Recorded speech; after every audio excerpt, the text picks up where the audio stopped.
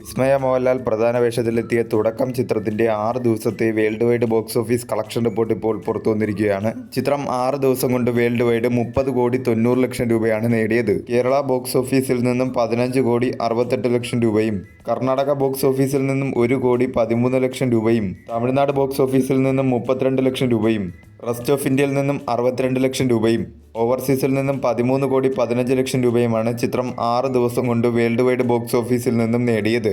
ചിത്രം തിയേറ്ററിക്കലി ഒരു ഹിറ്റായി മാറിയിരിക്കുകയാണ് 6 ദിവസം കൊണ്ട്. 6 ദിവസം കൊണ്ടാണ് ചിത്രം 30 കോടി ക്ലബ് എന്ന നേട്ടം വേൾഡ് വൈഡ് ബോക്സ് ഓഫീസിൽ നേടുന്നത്.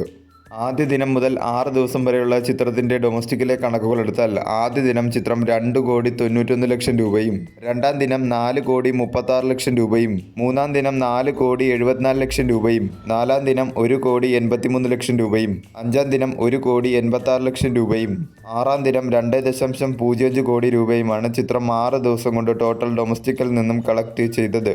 ചിത്രത്തിനൊരു ഡീസൻ്റ് ആയിട്ടുള്ള റെസ്പോൺസാണ് കേരള ബോക്സ് ഓഫീസിൽ നിന്നും നേടിയെടുക്കാൻ സാധിച്ചത്. നല്ല രീതിയിലുള്ളൊരു കളക്ഷനാണ് ചിത്രത്തിന് ഓരോ ദിവസവും കേരള ബോക്സ് ഓഫീസിൽ നിന്നും ലഭിച്ചുകൊണ്ടിരിക്കുന്നത്. വരും ദിവസങ്ങളിലും ചിത്രത്തിൽ നിന്നും നല്ല രീതിയിലുള്ള കളക്ഷൻ തന്നെ പ്രതീക്ഷിക്കാവുന്നതാണ്.